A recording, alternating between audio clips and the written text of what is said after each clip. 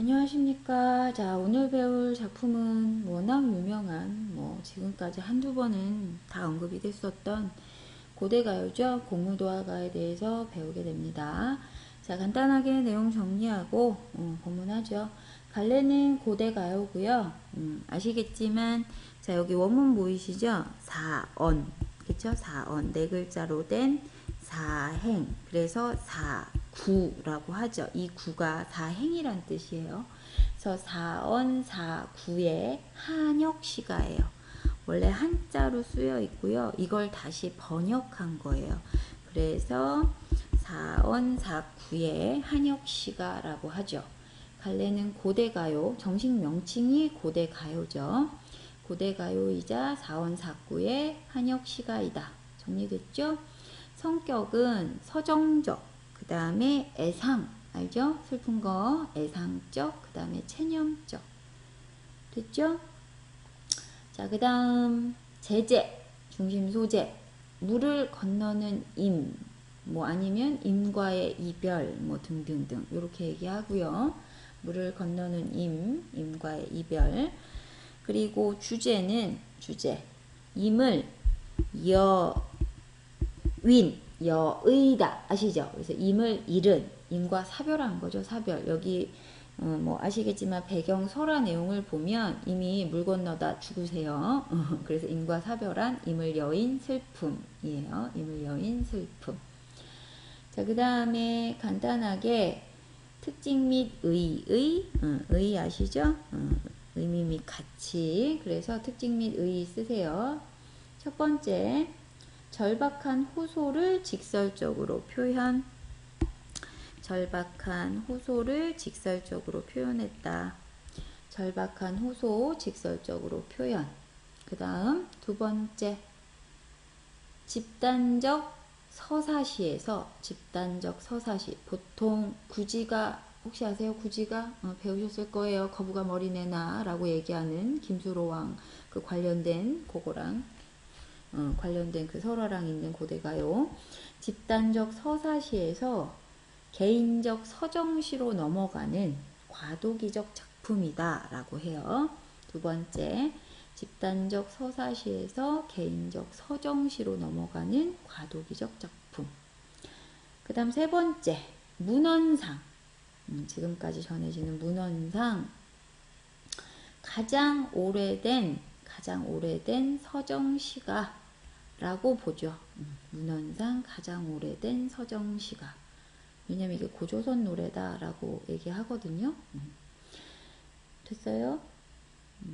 그 다음 마지막 네 번째, 우리 민족의 보편적 정서인, 보편적 정서라고 말하는, 보편적 정서라는 이별의 정한, 기억나죠? 이별하고 남아있는 모든 감정 다 그 이별의 정한을 노래함. 우리 민족의 보편적 정서라 하는 이별의 정한을 노래함. 논란은 있을 수 있으나 알고 계시죠? 이별의 정한을 노래함. 됐죠? 어쨌든 중요한 건 그거예요. 사랑하는 사람을 떠나보내는, 이별하는 그런 감정을 호소하는, 직설적으로 표현한 그런 시가다라고 생각하시면 되고요. 자, 거기 제목 보시면 공무도하라는 말 보이죠? 이 공무도하가 거기 일행에 보시면 공무도하 요 말이에요. 그래서 이미요, 물 건너지 마세요 라고 부르는 노래 이 뜻이에요. 그래서 사행이잖아요. 기, 승, 전, 결 이렇게 나눠요. 이해되셨죠?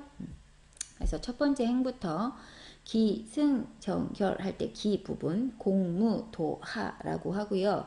자, 해석을 할 때 임이여, 그대여 하고 물 건너지 마세요 라고 얘기하는 거. 그래서 여기 나오는 임은요, 배경 설화를 보면 백수광부라고 돼 있어요. 요거 해석 그대로가 뭐냐, 머리가 허연 미친 남정네 이런 뜻이거든요. 그래서 여기 작가를 보면 백수광부의 아내, 백수광부의 처가 그치 작가인 거죠. 이해되시죠? 그래서 백수광부의 처가 이미요, 물 건너지 마세요. 라고 만류를 했다는 거야. 거기 보면 머리가 허연 미친 남자가 술 먹고 물속으로 이제 뛰어들어갔다 뭐 이런 내용이 나오거든요. 이해되죠? 그래서 이미여 물 건너지 마세요. 라고 만류를 한 거죠. 이해되셨죠? 그래서 기부분은요, 거기다 정리. 이미 물을 건너는 것을 만류함, 만류. 됐죠? 자, 그랬으나 이놈이 말을 안 들은 거지. 그치? 그래서 공경도하라고 해서 승 부분은요. 임은 그의 끝내 결국 뭐 이런 의미야. 끝내 물을 건넜네. 이놈이 말을 안 들어. 그래서 여기 두 번째에서의 이 물은 이별을 의미하는 그런 물의 이미지가 되는 거죠. 그래서 거기 정리하시면 자, 승 부분은요. 이미 물을 건넘. 이미 물을 건넘. 됐어요? 거기 정리해 두시고 그래서 1, 2행에서는 결국 이미 떠난 거죠. 이미 떠났다라는 것의 의미는 이미 죽었다는 얘기지. 물을 쑥 하고 가버렸다는 얘기지. 자, 그래서 3행에서 타하이사라고 하는데 이 말은 결국 뭐냐? 결국 물에 빠져 죽으니 여기서 말하는 이 물이라는 거는 그래서 죽음의 이미지가 되는 거죠. 죽음. 자, 이미 물에 빠져 죽었으니 그래서 전 부분 땡땡 얘는 이미 물에 빠져 죽음. 이미 물에 빠져 죽음. 당내공하라고 되어 있거든요. 당내공하.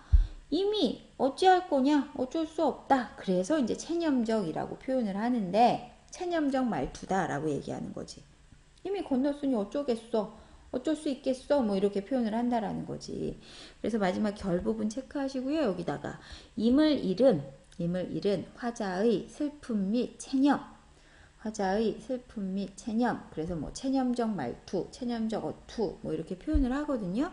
그래서 여기 부분은 임의 3, 4행은 묶으셔서 임의 죽음 뭐 이렇게 표현을 하는데 근데 실제로 앞에서도 얘기했지만 이 고대 가요들은 항상 배경설화랑 같이 묶여져 있잖아요. 근데 배경설화의 내용을 보면 이 백수광부의 처가 이 노래를 지어 이제 공무인을 타면서 이 노래를 지어 부르고 이 남편을 따라서 물에 따라 들어갔더라. 그래서 따라 죽었더라. 라는 내용이 있거든요. 그래서 실제로 이 남편을 뭐 죽었으니 어쩌겠어. 나 혼자 잘 살아야지. 이런 체념적인 게 아니라 결국 이 남편을 따라가겠다라는 뭐 진정한 사랑의 의미다. 그래서 사랑을 의미하는 아이다라고 보기도 하거든요. 그래서 이 장면을 본 광리자고라는 그런 어부가 이거를 자신의 아내에게 다시 전달을 해줬더니 그 광리자고의 처가 이것을 다시 노래로 부르면서 사람들에게 전파하셨음. 그러니까 이 사람은 전달자가 되는 거죠. 그래서 얘가 이제 전달이 됐더라. 뭐 여기까지가 이 이야기의 배경 설화예요. 사실 여기까지 알고 계시면 되고요. 이해되셨죠? 그래서 여기까지 기본적인 내용은 정리가 됐고요. 자, 이제 뒷장 넘어가셔서 자, 그러면 이런 내용을 다시 한번 봅시다. 짜잔, 학습활동 1번 어디 갔니? 자, 임의 행위와 그로 인해서 임이 맞게 되는 상황을 한번 정리를 해보면 일단 임의 행위는 뭐냐? 물을 건너는 거죠. 그래서 첫 번째 거기 정리합니다. 임의 행위 땡땡 뭐 물을 건너 물을 건너 됐죠? 그래서 두 번째 그래서 임이 맞게 되는 상황 땡땡 임이 맞게 되는 상황은 죽음 죽음 말을 들었어야지 그치? 임의 행위는 물을 건너 임이 맞게 되는 상황은 죽음 됐죠? 자 이것과 관련한 시적 화자의 정서는 시적 화자의 정서 빨리 더럽게 안 들어 그치? 자 거기다 정리합니다. 화자는 눈앞에서 임의 죽음을 지켜보며 슬픔과 체념에 잠겨 있다. 됐죠? 자, 그 다음 3번. 사실 얘가 많이 나오는데 자, 그래서 이 작품에서 물이 의미하는 바는 뭐냐? 자, 물이라는 것에 대한 의미가 나와 있고요. 요거 참고하셔서 정리를 하자면 거기다 씁니다. 자, 이 작품에서 임은 물에 빠져 죽게 되면서 화자와 이별을 하게 된다. 따라서 물은 삶과 죽음의 경계 혹은 죽음, 이별 등의 의미를 가지고 있다. 1구니까 1행이에요. 1구에 제시된 물의 경우 그 속으로 들어가지 않기를 바라는 화자의 사랑이 담겨져 있는 소재로 보기도 한다. 됐죠? 그 다음 자, 활동 2번인데 되게 다양하게 해석할 수 있다라는 얘기거든요. 그래서 이 작품에 되게 다양한 해석들인데 이러한 각각의 해석에 따를 때 이 백수광부와 아내를 어떤 존재로 볼 수 있느냐 뭐 이런 얘기거든요. 일단 되게 여러 가지로 보는 경우인데 거기 보면 중간에 평범한 부부의 비련의 이야기로 보는 경우 이게 이제 일반적인 경우고요. 그 다음에 중간에 보면 무당이 벌이는 의식의 과정으로 보는 경우, 그 다음에 주신과 악신, 그러니까 술의 신과 악기의 신. 왜냐하면 여기 보면 그 백수광부가 술 취한 미친 남자라고 얘기했었죠. 그리고 악기를 탄다라는 얘기가 나와서 주신과 악신 뭐 이렇게 나오는 경우도 있고요. 그 다음에 마지막으로 또 어디 갔니? 고대의 신화적 질서가 흔들리면서 새로운 현실적 질서가 나타난 상황 해서 총 하나, 둘, 셋, 네 가지로 나타나는 경우예요. 각각의 경우를 좀 정리를 해보면 여기 번호를 매겨볼까? 하나, 첫 번째, 두 번째, 세 번째, 네 번째. 그래서 우리 1, 2, 3, 4로 해서 간단하게 정리를 하죠. 3, 4. 일단 첫 번째 경우부터. 첫 번째는 평범한 부부의 비련의 이야기로 봤을 경우거든요. 그 옆에다 간단히 정리. 첫 번째, 백수광부와 아내 모두 평범한 현실의 인간. 그렇게 간단히 정리. 백수광부와 아내 모두 평범한 현실의 인간. 됐죠? 그 다음 두 번째 경우는 무당이 벌이는 의식의 과정을 보여주는 노래다라고 봤을 경우인데 두 번째 거기다 써요. 백수광부가 강물에 뛰어드는 모습은 황홀경에 들어 권능을 확인하는 무당의 모습이다. 그 자리에서 공우를 타며 군 노래를 하는 아내 역시 무당으로 본다. 됐죠? 그 다음 세 번째, 주신과 악신의 이야기를 다룬 노래로 봤을 경우 그 세 번째다 정리. 생사를 초월하여 강물 속으로 들어가고 이 상황을 노래로 부를 수 있었던 것은 백수광부와 아내가 모두 신적 존재이기 때문이다. 술병을 들고 물에 뛰어든 백수광부는 주신, 공우를 타는 아내는 악신이다. 됐죠? 그 다음 네 번째, 신화적 질서가 흔들리면서 현실적 질서가 나타나는 상황을 보여주는 노래로 볼 경우 여기에다 네 번째다 쓰세요. 백수광부의 죽음은 신화적 세계관의 능력이 약화되는 상황을 보여준다. 현실의 세계관을 지닌 아내에게 남편의 행동은 주술적 권위가 실추되어 영적 체험을 더 이상 실현시킬 수 없는 당시의 시대상을 나타내는 것으로 인식된다. 즉, 이 작품은 신화적 질서가 붕괴되고 새로운 질서가 나타나는 상황을 보여주는 것으로 백수광부는 신화적 존재, 아내는 현실의 인간으로 바라본다. 됐죠? 이 정도로 간단히 정리해 두시면 됩니다. 그 다음 활동 3번 보시면 되게 중요한 작품이 나와 있죠? 구지가 나와 있어요. 우리가 고대가요 중에서 집단적 서사시 대표하는 구지가 머리 내놔 안 내놓으면 잡아먹을 테다 라고 얘기하는 자, 그 아이 정리하는데 간단하게 거기 핵심 정리. 원래 그 내용은 거기 중간에 보면 거부가 목 내밀어라 내밀지 않으면 구워 먹겠어. 사실 여기가 다죠. 요게 고대가요죠. 자, 거기에다가 간단하게 갈래는 고대가요고요. 고대가요. 얘도 사원 사구의 한역시가. 그 다음에 집단적 서사시. 주술적 서사시라고 얘기하죠. 그리고 성격은 집단적이고 여러 사람이 불렀다 되어 있고요. 집단적, 그 다음에 주술적, 그 다음에 위협적, 그 다음에 제재는 거북이. 여기에서의 거북이는 상징적인 그런 신령스러운 존재죠. 그 다음에 주제는 여기 김수로왕 관련된 얘기거든요. 그래서 주제가 수로왕의 강림. 강림이란 말 알죠? 하늘에서 떨궈주세요 라는 얘기. 내려주세요 라는 말. 김수로왕의 강림기원.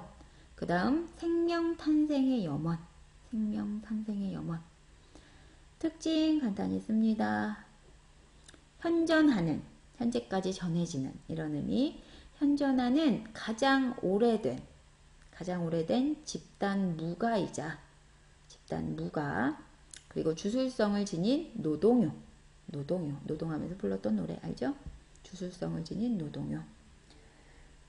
그리고 위에서부터 간단히 보면 거기 보면 두 번째 줄에 구지봉이란 말을 여기 구지봉 보이죠? 요 구지봉이라는 데가 여기가 아마 여기에서 보면 신과 인간이 교감하던 그런 장소, 함께 있었던 교감하던 장소라고 보면 되고요. 그 다음에 거기 쭉 나서 하늘에서 소리가 들렸다고 얘기했잖아. 하늘이 나에게 이곳에 내려와서 임금대라가 명했다. 그 나가 그치 김수로와. 대단하죠. 소리가 막 들리고 막. 그리고 봉우리 꼭대기에 흙을 파내면서 그런 노동을 하라는 얘기거든. 그러면서 거북아 이런 노래를 불러라라고 했거든. 근데 이 거북이가 사실은 신령스러운 존재.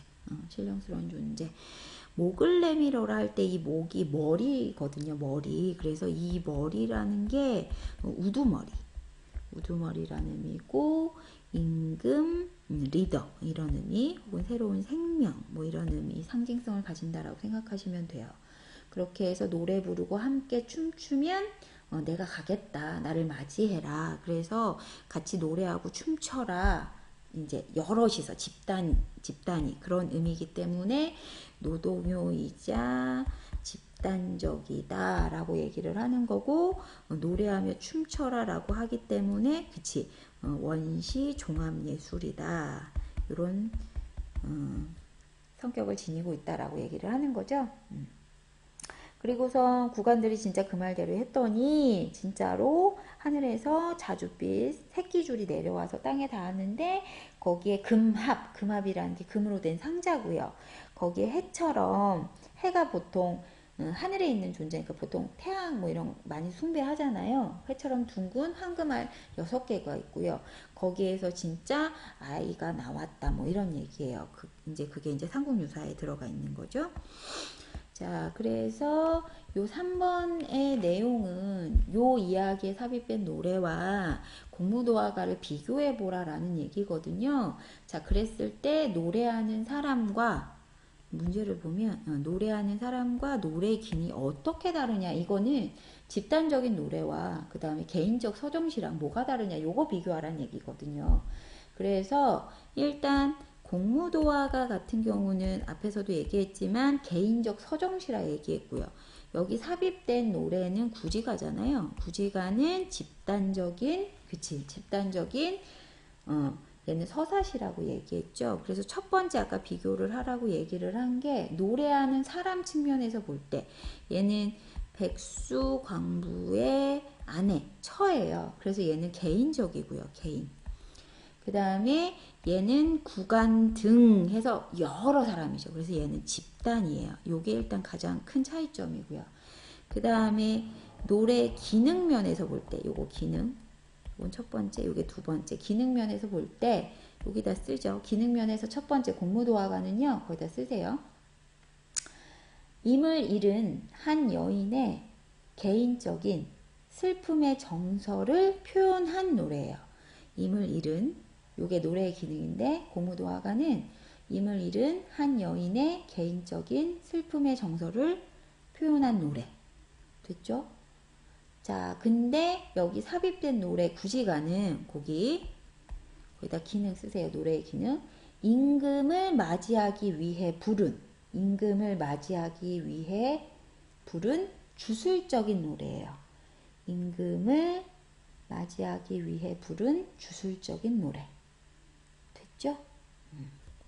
자, 그 다음 활동 4번 보시면 자, 이 작품은 중국 문헌에 전하는 고조선 노래, 그거를 다시 조선시대 해동역사라는 책에 옮겨서 알려지게 된 거. 또한 우리말이 아닌 한시예요. 근데 왜 한국문학이라고 할 수 있느냐, 그 이유를 쓰더라 라고 얘기했거든요. 뭐 이유야 뻔하지 뭐, 우리 문자가 없었으니까. 일단 그거 간단한 이유고, 그 아래 정리를 간단히 해볼까요? 거기다 쓰세요. 한국 문학은 한국인 작가가 한국 사람의 사고와 정서를 담아 한국어로 창작한 문학을 가리킨다. 여기에서 한국어는 말과 글 두 가지를 모두 포함하는데, 글의 측면에서 볼 때 한국어는 한글만을 가리키는 것은 아니다. 우리 민족은 한글이 창제되기 이전에는 한자를 이용하여 글을 썼고, 한글 창제 이후에도 오랜 기간 동안 한자를 표기수단으로 사용했다. 따라서 한국어라고 할 때에는 이러한 점들을 모두 고려해야 한다. 공무도화가는 한글이 존재하지 않을 때 중국 문헌에 한자로 기록되어 전해졌고, 이 기록을 조선시대의 해동역사에 옮겨놓아 널리 알려지게 된 것이다. 중국 문헌에 공무도화가가 고조선의 노래라고 기록되어 있어 우리 민족이 지은 노래임을 확인할 수 있었고, 한민족의 전통적인 정서 또한 잘 담아내고 있으므로 이 작품은 한국문학이라고 볼 수 있다. 정리되셨죠? 그렇게 해두시면 되고, 자, 그 다음에 뒷장 넘어가셔서 거기 공무도화가 정리하고 마무리합시다. 자, 공무도화가는요, 힘을 잃은 여인의 애절한 슬픔, 고대가요 기억하시고, 얘와 더불어 유리왕 기억나시죠? 고구려 2대 황조가 요거랑 더불어서 우리나라의 고대가요 2개 잘 기억해 두셔야 돼요. 자, 그 다음에 첫 번째 구는 임에 대한 사랑 들어가지 마라 라고 호소했고, 두 번째는 이미 들어갔네, 세 번째 죽었네, 에휴, 네 번째 어쩌겠어. 그래서 심리 변화 꼭 확인하셔야 되고요.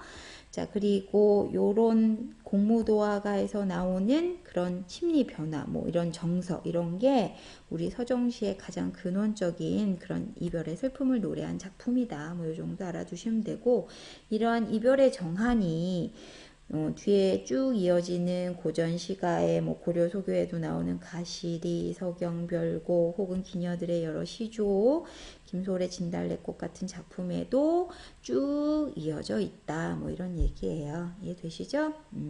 그리고 그 아래 공무도화가의 실제 배경 설화 있으니 꼭 읽어보십시오. 됐죠? 자, 공무도화가는 여기서 마무리할게요. 고생하셨습니다.